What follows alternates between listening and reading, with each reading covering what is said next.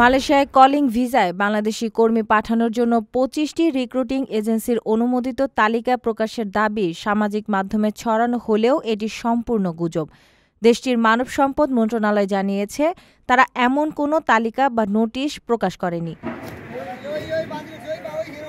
সোমবার ১ December Facebook, WhatsApp ও অন্যান্য অননুমোদিত প্ল্যাটফর্মে ছড়ানো ভুয়া নোটিশে বলা হয়েছিল, মালয়েশিয়ার সরকার ২৫টি এজেন্সিকে অনুমোদন দিয়েছে।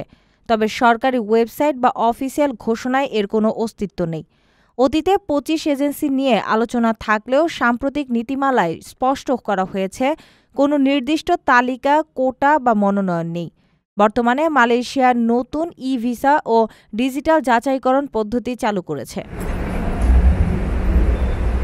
বাংলাদেশ হাইকমিশন কুয়ালালামপুর সতর্ক করেছে, কোনো এজেন্সি অনুমোদিত হলে তা সরকারি চ্যানেলের মাধ্যমে প্রকাশিত হবে।